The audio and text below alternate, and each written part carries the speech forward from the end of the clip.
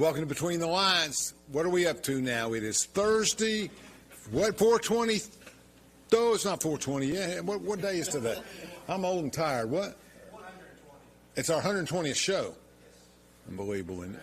Our guest, Chad McNabb, our political expert on state, local, and a little bit on federal issues, is here today. We're going to talk about so much has happened in the last week, and it's just been crazy. It is April 3rd. I was just kidding around. It's Thursday night, April 3rd. So we got a lot going on. We're going to talk about a lot of things, keep up with stuff. Primaries will be open. Kind of a shocker at the end. The House voted a 2-1 margin to close them. And we'll get into why that happened a little bit. And we'll talk about some of that. We'll talk about the local GOP convention. And we'll talk about some new laws. And vouchers are here. And we'll see how that plays out. I think some of that will go on. But Chad is a student of this stuff and has for a long time. Look at that big glare in our. Look at that great glare rolling up there. I don't know what that. Maybe that's just me. My eyes. Come on, my eyes. Come on, my eyes. Let's go with that. Let's go with that. All right.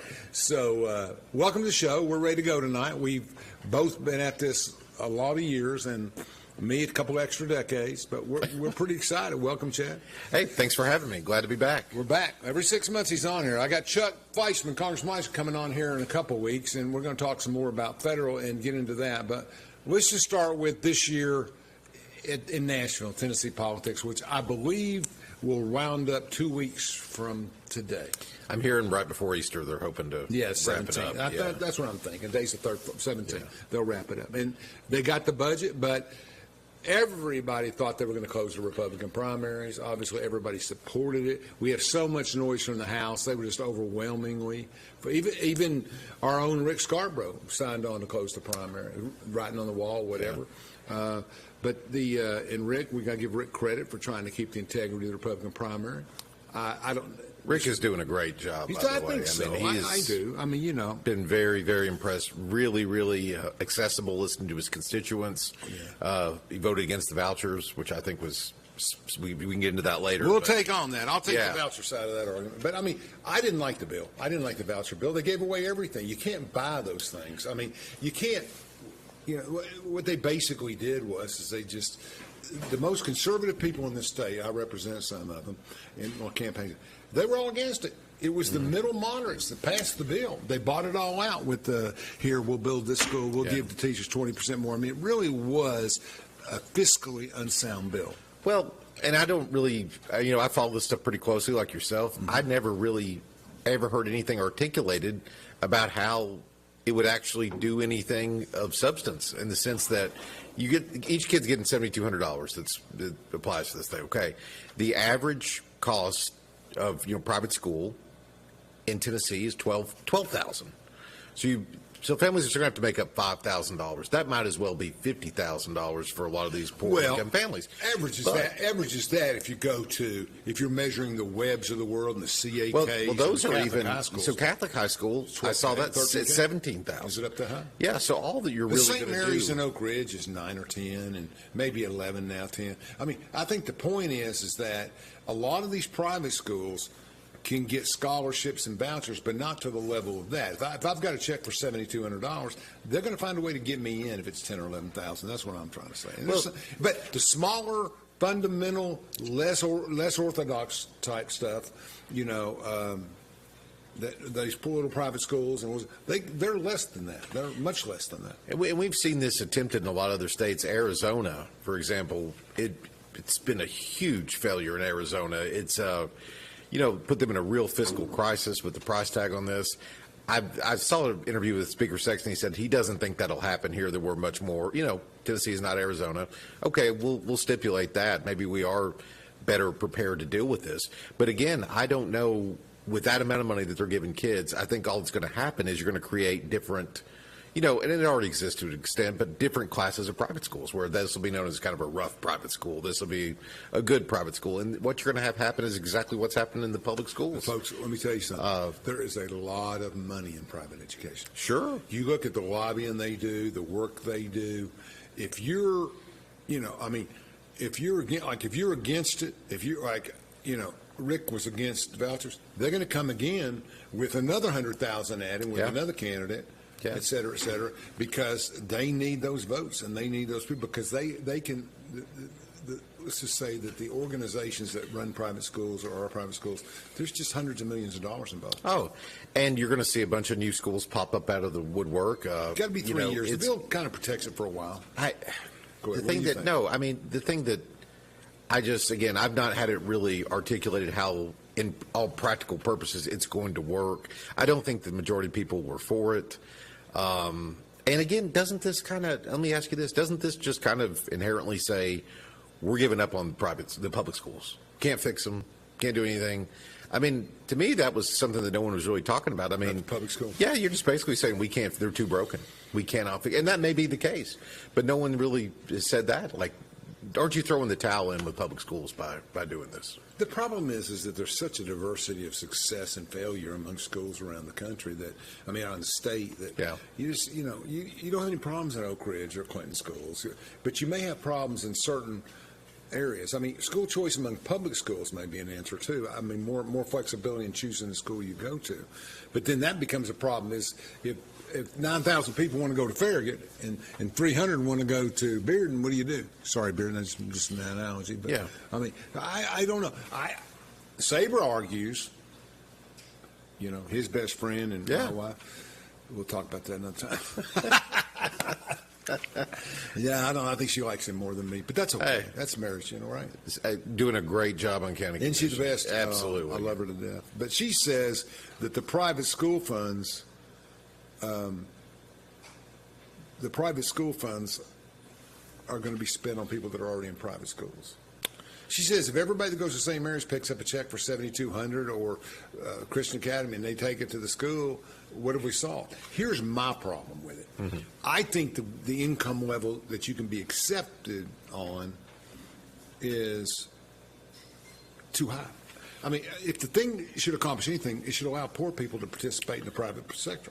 Well, there you go. And I agree where you're really going to be just picking up the bill for people that are already in private school.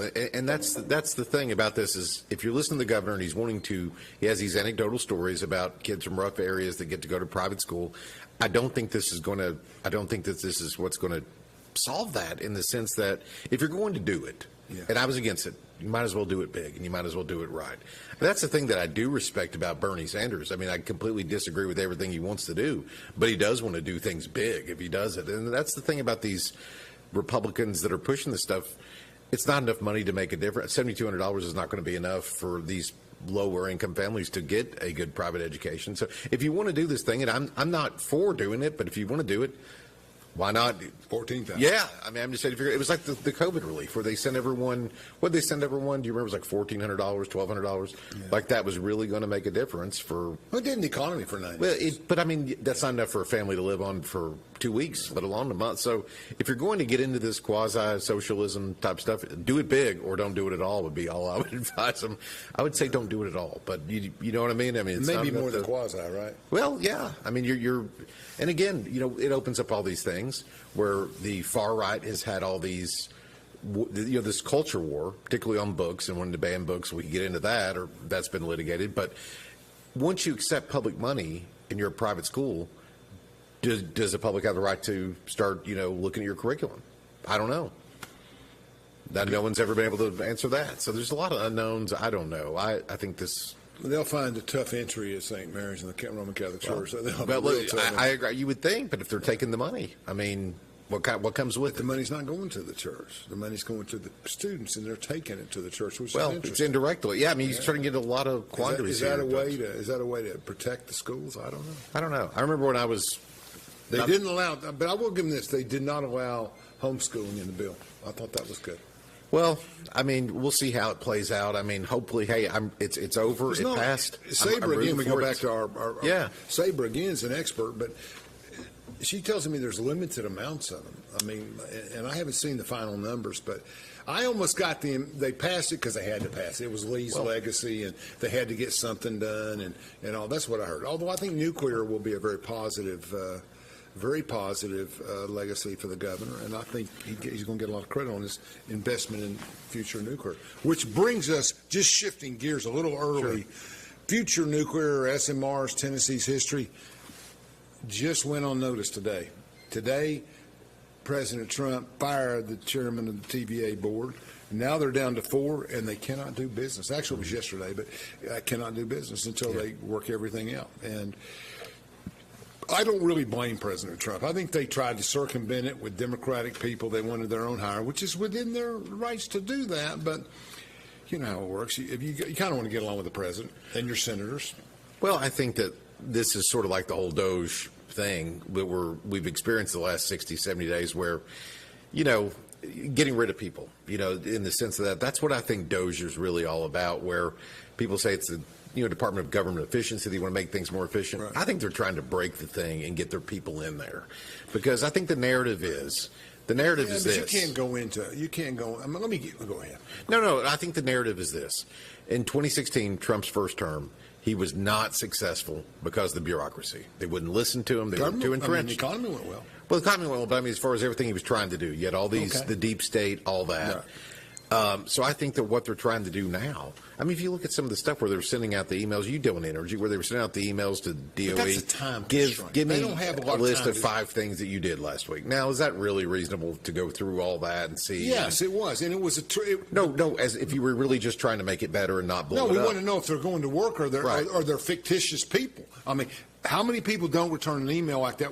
If you return an email saying, I really want to think about this, I don't want to answer it today. But how many people did not even answer because they don't exist? Now, I think there's some credibility in all this stuff. I'm not saying it's not credible. You're talking about indiscriminate firing. And I'm saying... No, I'm saying this. These are rank and file people. Why would they care if they're Republican or Democrat? No, I'm taking it on the face of it. If they're really taking what they're saying on the face of it, they're really wanting to go through this stuff and look at the answers and really start eliminating people like that, that's not feasible to send it to that many people and then go through it with a fine-tooth comb. I think it was what you're saying, where they were waiting for people to not respond. But my whole thing is, I think that they're trying to weed out, and I don't have a problem with it, try to weed out the people that are not going to further this administration's goals, because he did have a mandate. Well, I think so, but I think it goes them. much deeper than that. That's 10% of the people they're touching, or 5%. I mean, I get that. TVA was under question anyway. You got 5 Democratic remaining board. I mean, 4 or 5 Democratic remaining board members, all Biden people. You knew they weren't going to probably last, but they weren't bothered in the initial stages. They are self-sufficient. They run their own business with their own revenues, $21 billion in debt, but not terrible. And they've got a lot of other issues. But you know what? I mean, it's a self-governing board, but they depend on federal grants. And you got to understand, TVA, they do our electricity. Mm-hmm. They have oil and gas divisions. But they also have a nuclear division. They're trying to build Quincy River Breeder, trying to get the SMR. Things are moving forward. Permits. Orano's in here for that. Other big companies, you've read about them. Yeah. Everything's in here. And now it's all at a standstill. But it's at a standstill because they circumvented his will, or the administration's will, and went out and just hired who they wanted, did what they want. And I like the new CEO. He's a Pittsburgh guy. He's on my list automatically. Yeah. But still. If Senator Haggerty and Senator Blackburn took the time to write an op-ed 2 weeks ago about kind of a no confidence, which we'll talk about no confidence later on another guy, but I think that they should have paid attention to that and tried to create a dialogue and do what they could. And I don't know who's on salt with that, but I know I have personal relationships with most of the senators and congressmen involved, and I will tell you it has been a scramble for the last week trying to figure out how are we going to operate this stuff, because they've got permits, grants, everything. Well, they have a quorum now, right? 60 days. Yeah. I mean, folks, I'm not predicting. I'm just saying there's a possibility that Orano will pack up and go home, because they're not going to get the support they need, and they would be right to do so if they had to. But I think they've been a great community partner.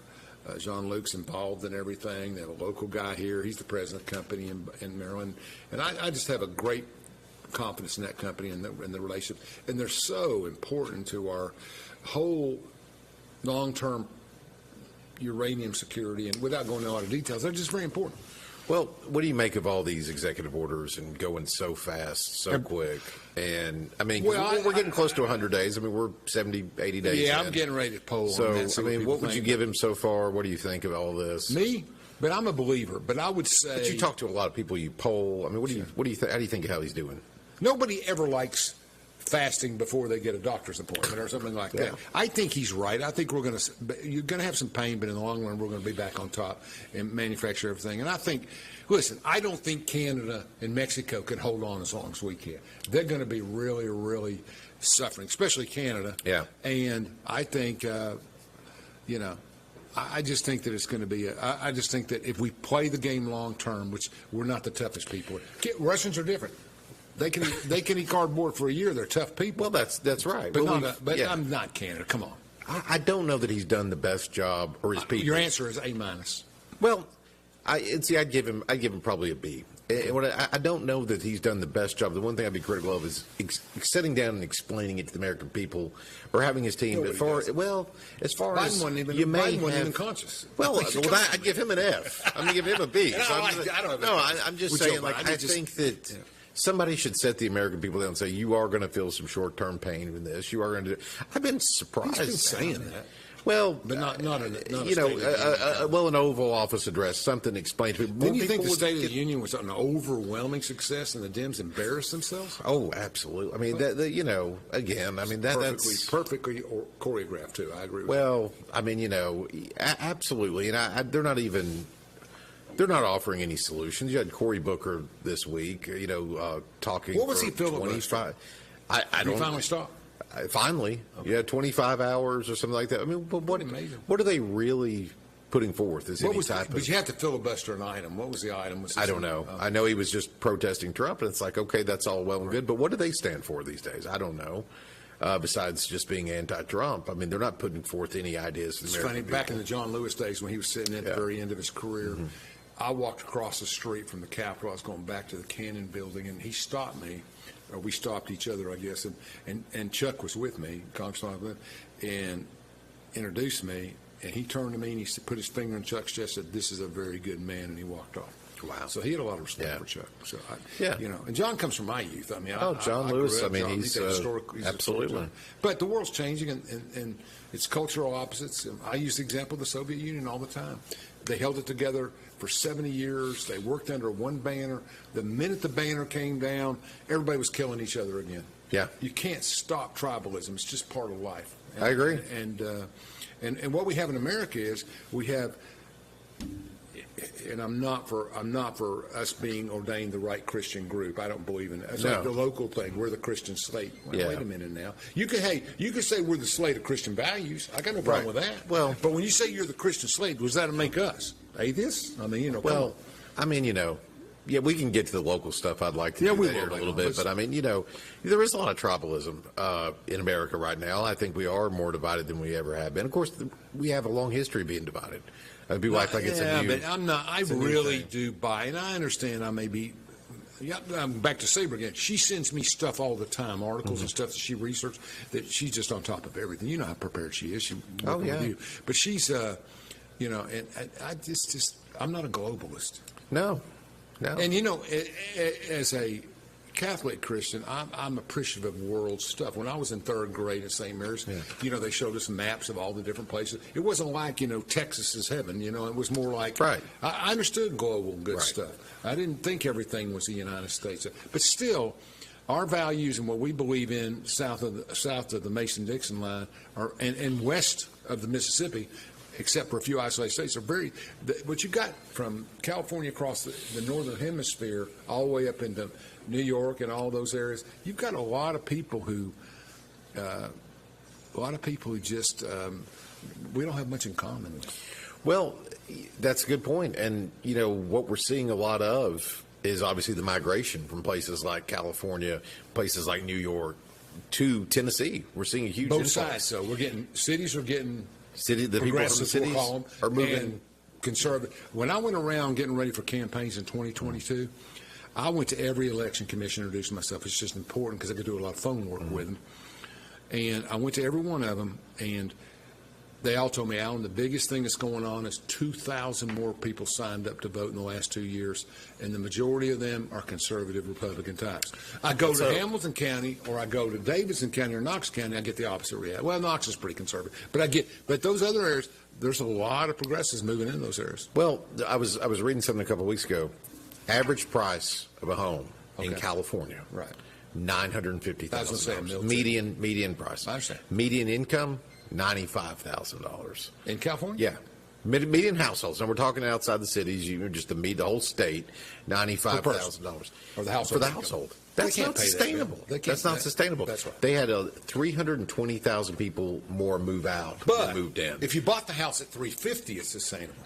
Well, but I mean, again, I'm going with, but they lost almost 320,000 people more than came in or going out. Same thing's happened in New York. It was similar. It was like $850,000 for a home.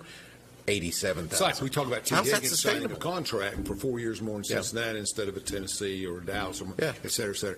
That cost him 12% of that money outside, just in local and state taxes. That's right. But you have these people coming in. I wonder, though, they tend to like it here. They like the no income tax. Are they going to start voting Democrat, though? It's weather, though. It's weather. And that's what gets interesting is, do you see a scenario where Nashville is exploding, Chattanooga, all these places, the cities, Murfreesboro, Franklin, all these places just start exploding with population, and Tennessee goes blue in 10 years? No. You don't see that happen. I don't know. No. I mean, I think young people as a whole aren't migrating in here. 40s and 50s are migrating in here. And I think, you know how it is. It's the old, when you start paying bills, electric bills. I think the Republican Party will be value-centered, but it will move back to economic models in 8 years. I just don't see it. The real question is, do we get a third party? And the answer is, you don't need but 10% to be effective as a third party. Well, we'll see what happens with Trump. I think that Trump's going to be a lame duck in about a year because we'll be dead set on the midterms. Everybody will be campaigning toward that. It's going to be really hard to get. Exist, he'll never be a lame duck. That's a whole other thing. It was Biden and Harris. They kept. But I mean, I think he's got a window of time, probably about 12 months, to really get things done. I'd like to see. And you want to know why they're rushing through these emails? And stuff? Well, they can't get it. You want them to sit down and review it and say, "Okay, Fred's good and Bill's bad." They can't do that. Well, again, yes, they are rushing through that. But why is he not working with Congress? I mean, you got executive orders. Johnson and him meet weekly. He meets with both of the leaders, Thune. They all get along great. I like Speaker Johnson a lot. I like Thune, but I don't. I've not seen any type of plan. I've not seen any type of we're going to get this done. I'm just calling it like I see it. Well, again, I mean, the Democrats are not even serious. Never the House. The House will be fine. Well, we won both races in Florida Tuesday night. Yeah. So that's a good sign. And did they ever get a final in the Wisconsin race? I know the one that Musk was pushing lost. The judge or whatever, the state Supreme Court. I saw. So the woman won. Yeah, the Democrat woman won. Okay, judges don't bother. Well, I mean, I think that again, Trump's got a window of time. I'd like to see him step up and see Congress step up and actually work to get some things done outside these executive orders because people are ignoring. When these budgets come out this year, you're going to see something. Well, I'd say you're going to see. Well, it's eliminated two basically: USAID and Department of Education. They're just gutted. Yeah, okay. Good. And so, I agree. I think let the states run it. But I think the flip of it is that you'll see everybody's going to get hit several $1 billion, even defense. Mm-hmm. Money will be shifted, et cetera, et cetera. Now, in our world, in the mission world and energy world where I work, I think weapons are going to be okay, which is the center of what Y-12. I think we need to modernize our weapons. We need to, I was with the speaker at a dinner in Knoxville about a month ago, and he called it the Second Manhattan Project. We need to modernize and get going. Yeah. But when you think of the Manhattan Project, it's kind of a tricky analogy because when you think of the Manhattan Project, you're thinking about setting goals to do something unrealistic in 4 years. He's saying it's the time and the incentives and the deadlines that matter. We got to go now. And I talked to him one-on-one, and he told me, he said, Alan, I got to get a pipeline to New England. Yeah. It's costing them a fortune to stay warm and cold. So I think that stuff needs to go now. Yeah. I don't see a lot of impact to Oak Ridge. I mean, you're an expert on that. I mean, some people may lose their jobs, but I mean, I don't see, in terms of scale of what production scale, I'm not real optimistic about the windmill industry. I'm sitting at dinner with leading people, and they're talking about fusion and fission. For those that don't know the difference, fusion is harder to get an export. It's safer, it's cleaner, but it's harder to get a positive energy. Versus, you put in 1 gram, you get out 1.2. It used to be couldn't get anything positive. They want to build that up so they can get more. That's an 8 to 10 year project. Well, Trump ain't building 8 to 10 year projects. Well, that's what I would really like to see him focus on is getting rid of some of the regulations and red tape to get some stuff. It's the focus. It's got to be because that's the thing. I talk to CEOs, energy leaders all the time, and you know what they tell me?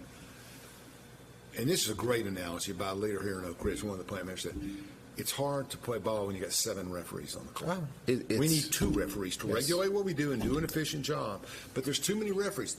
And to be fair, Biden has flooded these places with younger regulator, whatever. They need to go. Well, and I think if you look at a problem with that. Well, I think if you look at the history of it, like if you start looking at the 1940s, 50s, 60s, pollution was everywhere. You look at all these issues we had. Sure. It was. And Nixon signs the Clean Water Act in 1972. We needed it at the time. Sure. Didn't have a problem. What you're seeing is the one generation's solutions, like in the 70s, has become another generation's problems once we've self-corrected. We've gotten really, really good at telling people no, and bureaucracy and red tape, to where you can't even build anything anymore. I think that our country's built 3 nuclear reactors the last 20 or 30 years. China's throwing them up. I mean, well, look at the Empire State Building, built in less than a year. How long would it take? How long would it take today to build? I mean, 20 years? Well, it depends on where it's being built. California never. Think about all of the Oak Ridge mission in 3 years. I mean, it's just incredible. So there's this great story in the early 2010s. California wants to build high-speed rail. They go out, full court press. Jerry Brown's the governor then. They allocate billions of dollars to this thing. And they say, by 2020, you should be able to ride from Los Angeles up to San Francisco. Still not. This 2010, still not been built. They spent billions and billions of dollars on it. I saw Germany can build the same amount of high-speed rail for $330 million. We're like $2 or $3 billion in. Nothing's been built. That's a problem. That's a systemic problem that really does need to be. I don't think it's just California's problem. Well, I mean, again, I'm picking on California today, but it's the most obvious example. Sure. It's the most extreme example of this stuff. You've got an environmental hurdle at every time they turn around. Absolutely. You talk about people that do construction now. Some of these union construction jobs, there's like a mandatory 15-minute calisthenics session before they can go out there. There's all these things. I mean, well, you're building the train, you're going to do it, but wait a minute now. That goes through an old dog park, and one of the dogs died there, and we have memorials set up, and we don't want to go through that. And again, it's ridiculous. Look, everybody wants clean water, clean air. I know I do. I mean, everybody. Sure. Some of these things are it's fine. It's just it's gone too far. Where we needed it in the 70s, and now we're here in 2025. The pipeline's the greatest example. We would be paying $1.40 for gas. Well, you know a lot about energy. I mean, look at the war. If we had not put all the regulations on producing oil and gas, we would have been selling oil. His price would have been $40 lower. He would have never been able to go to war. Well, you look at nuclear energy. It's my understanding. I'm not an expert, but I mean, it's one of the cleanest, safest forms of energy. No question. People don't understand that. They think of Fukushima, Chernobyl, all these places. That if you look at the day-to-day nuclear energy reactor, it's one of the cleanest, safest forms of French energy. is considered one of the most liberal countries. Yes, and 88% of their stuff is nuclear. Yes. Now, I don't know a lot about it, but I've read a lot of experts, and again, I'm saying, why are we not exploring that? How many people have died in a nuclear accident? I mean, the bottom line is not very many. I mean, Russia was a little out of it's like a motorcycle, right? If you have one, it's pretty bad. Probably you don't have, but there's not many. Yeah, that's a good many point. of it, but I mean, that's part of it. Yeah, it's like COVID. In my wife, and Mark Saber, she's still suffering from after effects. From working with her. She's tougher than nails. She gets through it every day, but she's still got headaches. But that was a calculated risk. They knew 5% would be hurt, and they went ahead and treated the other 95%, and that's the business. Thank God we're past that. So that was one of the strangest times in our history. We had wrong people, and the president bought into it too. It's really what derailed him. He would have been reelected had it not been that. I mean, I think the voting was unbelievable. They let people vote from mailboxes. It's just crazy. It would have never. He would have been reelected in a landslide. I think. Yeah, so I had guys that were in Philadelphia, and they said they were bringing in ballots all night. Yeah. Let's take a break, Chandler. We're way past due. Thank you, folks. From Oak Ridge, Tennessee, IB3 Global Solutions conducts operations around the world to enhance the U.S. national security posture and minimize radiological and nuclear threats. IB3 Global Solutions. Mission first. Feeling overwhelmed with your business finances? At P&L Business Services, we handle all your bookkeeping, payroll, and tax needs. From federal tax returns to QuickBooks training, we've got you covered. With over 25 years of experience, we provide customized packages to fit your business. Focus on what you love most, building your business. Let us take care of the rest. Call 865-294-4792. P&L Business Services, empowering you to grow your business. Prescription drug misuse is a prevalent and potentially fatal problem. When people do not properly monitor, store, and dispose their medications, it can create an opportunity for misuse. Count it. Make it a goal to count your pills once every 2 weeks. Lock it. Secure your medications at home. Drop it. Drop off unused or expired medications for proper disposal at any police department in Anderson County. For more info, visit asapofanderson.org. Brought to you by ASAP of Anderson. Prevention works.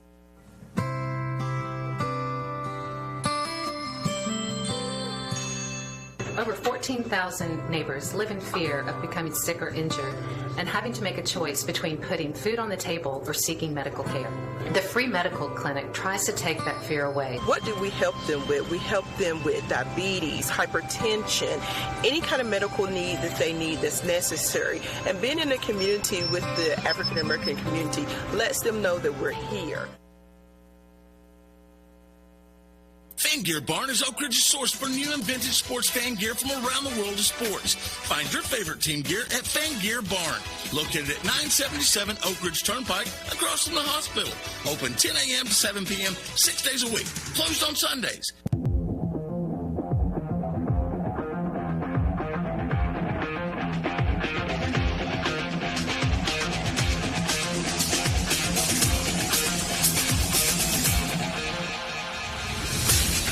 Okay, we're back. Between the Lines, April 3rd. Things are popping. Chad's already identified major socialistic problems in California. For our viewers in California, we want to apologize. We take no position on that. Yeah, keeping it very local here today, I mean, things tend to be momentum issues, that you get started on something and you don't stop. Let's talk about Anderson County, then let's expand a little bit to Tennessee Republican politics. We're already halfway through the show. Yeah. So,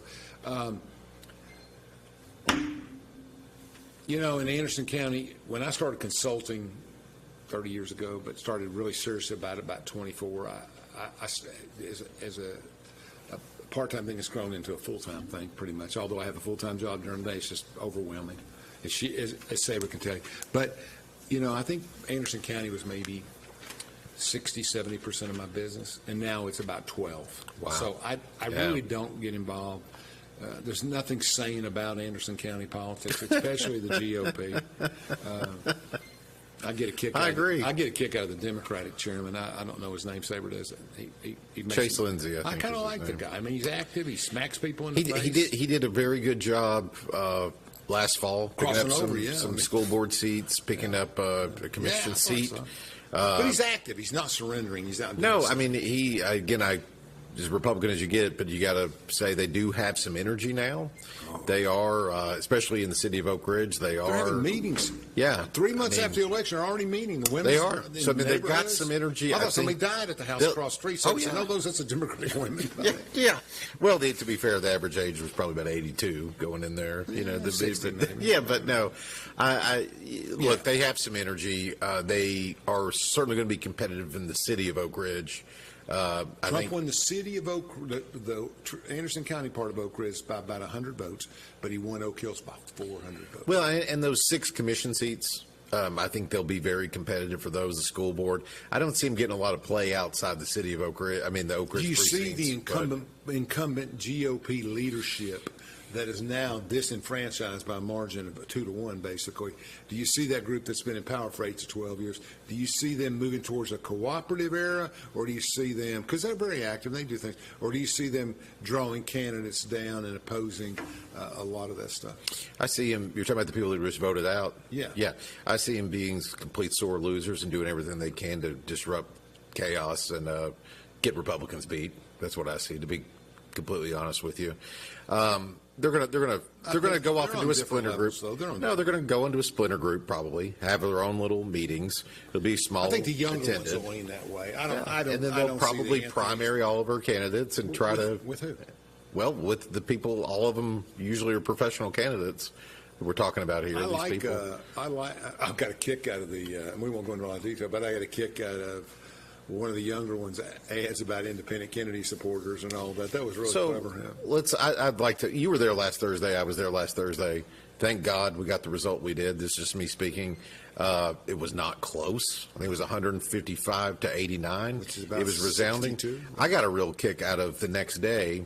I won't say the person's name, but there was a Facebook account that was going, a Facebook account of the night, a retelling of the night, that was going around among political circles with one of the people that lost, that was supporting the team that lost. And it literally started out, if you were just reading it and didn't know his politics, it sounded like an amazing, like it was going to be a positive story, because it was like, oh my gosh, I got there. I have never seen so many cars in the parking lot. And you're like, wow, this is going to be good. And he's like, it was awful. I can't believe, it's like the first half of it really proved the point of there was actually some enthusiasm on the other side. The choice couldn't have been clearer. You had one side that was bringing people in, business leaders, people that were, by the way, everybody in that room was a bona fide Republican. Only county in East Tennessee, because I work in all of them, where the slate that you would call the right-wing slate lost. They won in Knoxville 75%. Exactly. But Williamson County, Hamilton County. Yeah, that's a mess over there. Yeah, no, I'm saying they've won everywhere else. I've had lunch with Gail Green a few days. She's a very admirable lady, very respectable lady, and she gets a lot of credit. Let me tell you, those people are balanced people in Hamilton County, and Bradley just elected a 25-year-old chairman who's conservative, friend of mine, and all of these people want to change the way, they want to change government, they want to make things more transparent, they're doing a good job, and they're not your sit back and smack on the back kind of 70s politicians, and they deserve a lot of credit. I didn't get the same vibes from the Anderson County conservatives. Well, I think that because they called me and said, what do you do? The choice couldn't have been clearer, where you had one side, the side that won, that was bringing people in, again, business leaders, people that had not been there a long time. And what I was going to say, everyone in the room was a bona fide Republican. They set the rules. Yep. They literally got to pick the referee, the rules of the game. They got to count the votes. Absolutely. They did everything, and they still lost. And my point is, one side was bringing in people, bringing in young people. The other side was turning people away. They didn't like it. Suppressing young people. Well, the incumbents are the loudest group, it's ridiculous. But they're not the biggest group. I said all along, they don't have enough people to sustain them. There was a young lady that is very, very accomplished. I won't say her name, but people know who she is. Very, very accomplished at the Howard Baker Center in Knoxville, going to college. Wanted to serve on the board. They put her on the Republican board. They kicked her off of it. Well, that's a great way to grow the party in it. I think it was absolutely disgusting what this leadership did. 18, 19, her whole life ahead of her, accomplished. People look up to her in the community. No, you can't serve with us. I think what was it's her disgusting. reason for kicking her off? I assumed it was because you weren't able to vote in so many of the elections because you were 18 years old. You wouldn't let her participate. This wouldn't let her serve on a board, a committee. And they, to be fair, they had a reason that said, oh, well, it was some procedural issue where you can't take nominations from the floor. But it was purging people they didn't like. I thought it was disgusting. I think the party needs to be open to young people. This stupid rule, and I know it's a state rule that if you're 18, you can't participate because you've not had 3 out of the 4 elections where you're not able to. But you can go die in, Afghanistan, but you can't do it. Ridiculous. They turned some away. They turned away, but what does that do long term to those young people that want to be involved in the Republican Party? What does I tried to go out there, I put myself out there, they turned me away. It's ridiculous. There's no common sense. No defense of that. There's no defense. But if they were 18, they voted Democrat, and now they're voting one Republican, then I take them out. If they vote Democrat, that's something else. I agree in the with last 4 years. Nobody wants Democrats infiltrating our party and picking our candidates. I agree with that. My point is there was a system in place in 2012, 2014. You could write the executive committee, they would examine the record, and they would boot them. It happened to people here. I mean, I'll just say it. I think that happened to Robin Boloski. Back in 2012, 2014, there was an issue. Again, I'm going by memory. There was a mechanism in place, whether you liked it or not. That did happen. I don't know why we need to rewrite the rules and purge a bunch of young people. Being in the business, I'm just discouraged. We have to go back to 2 out of 4, 3 out of 4, and all that. Registration would have cured all that. Well, it's totally predictable in the sense that they get every single seat in the county. There's no one left. You don't have an enemy anymore. The Democrats are getting more energized, but they're not really much of a competition. I'm going to give John Reagan. We turn on ourselves. I'm going to give John Reagan a lot of credit. I mean, I helped John, and I can tell you flat out, and you know me, I'm one of the better pollsters. And the night before, I talked to the speaker, I would have put John up 12 points. And if you take the final results and you take out the 900, 1,100 people who have a Democratic leaning history and don't qualify or not nowhere near a he wins by 11 or 12 points. But these people, them not accepting Rick Scarborough is absolutely disgusting. After the fact, I think they had a right, everybody had a right to wait on Nashville in the SEC. The minute he was approved by the SEC, there should be no more talk about it. So Rick Scarborough supported Randy Boyd in his run for governor. What was that, 2018? Yeah. Because I was for Diane Okay. Black. I was for Diane Black, too, but I'm saying he supported Randy Boyd. Yeah. He was a bona fide Republican by all accounts. I think Rick had screenshots of him putting Republican stuff out like in 2016. He was a bona fide Republican. I don't think anybody questioned his bona fide Well, status. why won't they accept him then? I mean, that's the thing, is they tried to go overturn the election. A lot of people in the last 3 years have been bona fide, but I think the bottom line is they still know the Larson Jays of Knoxville, Republican, and Rick, they have a progressive type of history, and I don't have a problem with that. But Rick's voting record this year in the legislature has been very conservative. Well, I don't think there would be much difference between how the way he votes, the John Reagan votes. They probably vote the same, 97, and I mean that in a positive way. I mean, absolutely. I don't know. These people need to accept Rick Scarborough as a representative. They really do. But He's doing a great job. We got the same problem in Chattanooga with Michelle Renault beating Patsy Hazelwood and others. When do they stop? When do they stop crying? I mean, Never.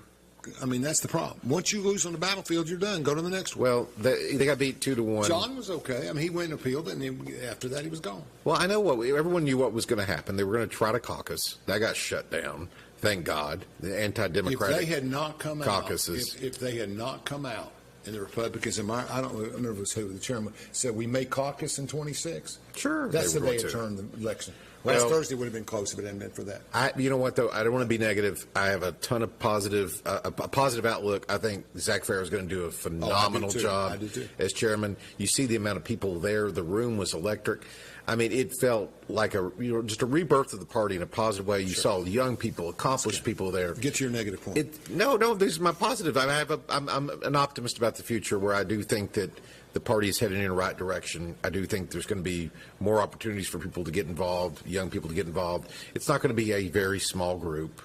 I'll tell you what I like. Giving lectures on see when the Disney Republican movies. Party put up something about Tyler? Put something up about Tyler? Yes, thank God. That's what we need to do. If they're going to play a posting game on us, we need to get out with everybody in the party who ran as a Republican and is elected as a Republican. Anytime they get an award, we need to post it. Sheriff Barker 2 weeks ago met with Kash Patel, Marsha Blackburn, and Bill Haggerty. I know the meeting. Nobody posted it. Now, Sheriff Barker is the only one out of that whole bunch that has actually met with Donald Trump. Yeah. They won't accept him because he wouldn't lock up librarians. That's the bottom line. Or commissioners. Well, yeah. I mean, and what did Sheriff Barker do? People don't know this. He actually went in and objected to the books as a private citizen, and his act got the books moved to restricted area. They don't tell that part. Yeah. He literally investigated it. He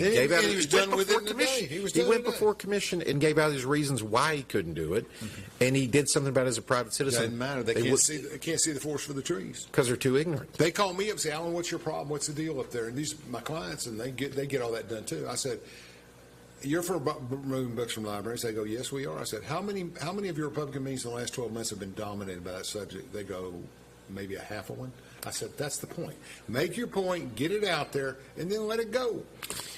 I don't need video films from every county around me about how Margaret Sue was in the library and her son saw a stick drawing. I don't care.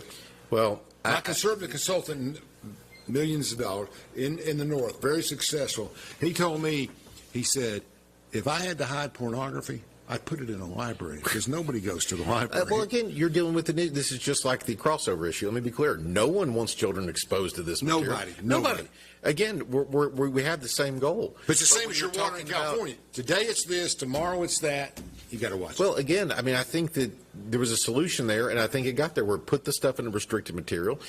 If you want to have a discussion about should taxpayer funds be spent on material like that, probably shouldn't. Take the victory. Yeah, take the victory. They should have taken the victory and moved on. But Russell Barker, I think, is the greatest sheriff in the history of Anderson County. I think he's doing a phenomenal job.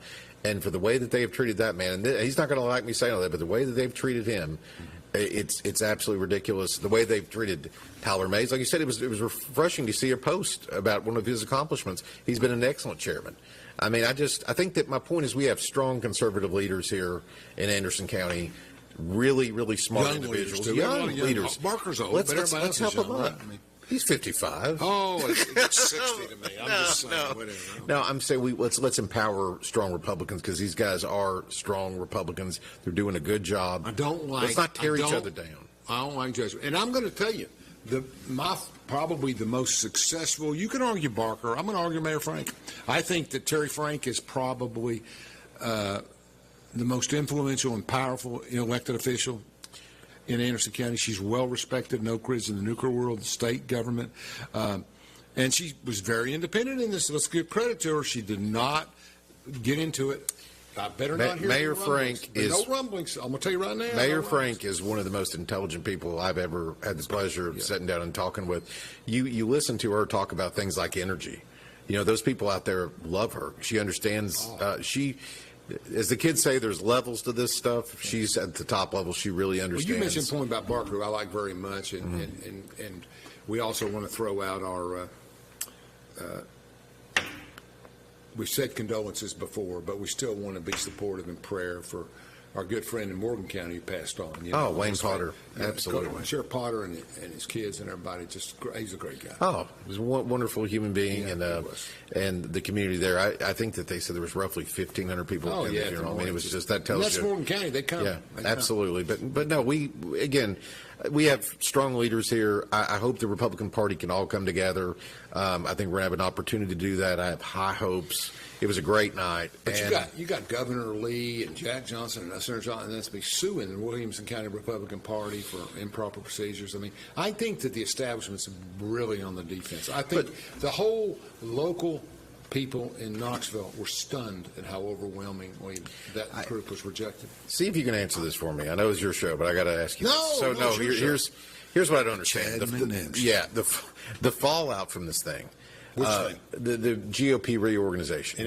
Yes. Okay. So how is it that Donald Trump gets a pass on everything in this context? Saw a couple days ago on Facebook, they post one of our new officers at a Robert F. Kennedy rally. Yes. Okay, it was going around. Yes. Everybody saw it.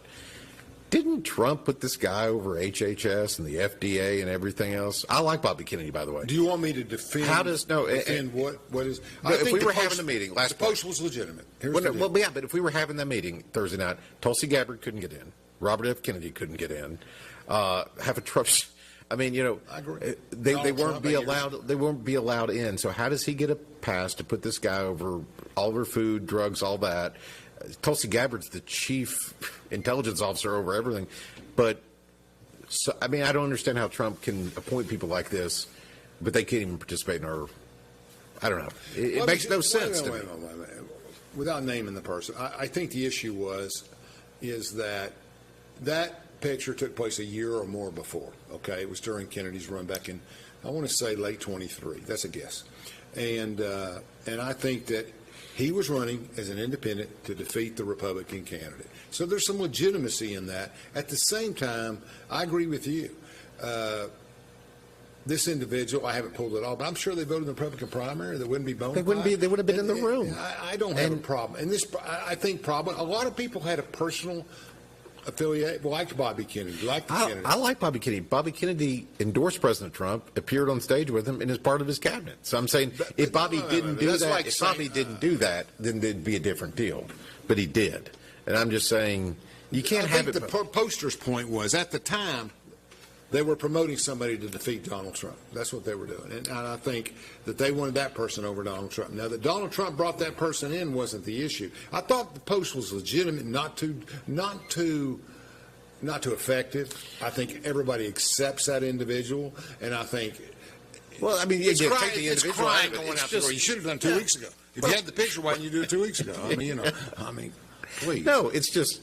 Again, I think that Trump is the ultimate deal maker. He once brings again, in people from everywhere. Another young person with another young person, and it doesn't make any sense. No, I'm saying if you look at Trump, one of the things I admire about Trump is he brings in people from everywhere, puts them in the cabinet. He doesn't get too boggled down on their voting record or anything. He gets the best people. But it's going to change in 4 years, that's for sure. But we can't do that. I mean, it's just think about it. Vance versus Huckabee. It's going to be a while in 4 years. People like Vance. He polls well. Who knows? Who knows how that'll? Oh yeah, it's shake out three different ways. What's Swanee going to do? Yeah. If he gets to be governor, he gets 4 years or 2 years of experience in this. Let's talk about the governor's race. What do you think? Well, right now we got two. We got Blackburn and one officially. Blackburn runs for Senate, gets elected. 3 months later, she wants to be the governor. How do you think that plays with voters?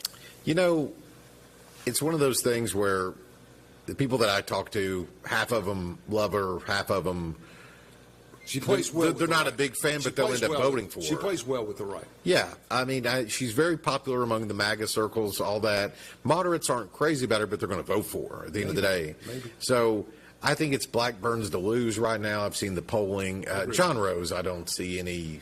He's got a lot of money, but at the end of the day, I don't see him making a lot of inroads with voters. So I think it's Blackburn's to lose. They tell me. I'll tell you what. Here's what I hear. In the old days. And I haven't done any polling yet. Every poll I'm putting out, the first one is approval ratings on Trump because I have to be able to cross-reference that, right? Mm-hmm. You may be for Russell Barker, you may be for Colt Jennings, you may be for somebody else. But the question is, what is I'm definitely not for Colt Jennings. I got that down. I understand that one. But he's saying he's going to run, right? I guess. Okay. So, anyway, I hear that. Or anybody else. I'm not saying that Colt's running. I'm just saying anybody. Chad McNabb. Well, yeah, I mean, he's got a T-shirt. Apparently, okay. Whatever. I'm giving. You know. And somebody asked me, you want to put that? I was like, never mind. It's another story. Yeah. But let's just say this. I'm just saying that the only thing that really matters. You talk about why is Trump matter? The only thing that really matters is if the overall vote is 65-35 Russell. Mm-hmm. Okay. And the Trump supporters will be 70-30 Trump roughly, right? Approving his first days. May not be. Maybe 60-40. Right. You're right. But it's Republicans mostly. So you bring it down. And, of course, I compare it to last year, right? But you bring it down, and then I say, okay, if you voted for Trump, if you think he's done a great job his first 100 days, how are you voting in the sheriff's race? That's the number that matters. Do the Trump supporters feel one way or the other? Are they for Russell or are they on the other side? Where's it go? Well, this Blackburn thing will be interesting. I do think there is an open lane. John Rose is very viable. I'm going to disagree with you. I'm going to say this. John Rose... You're right. He can write a check for. He's a big IT guy. Made a long time. So he can write a check, right? I think that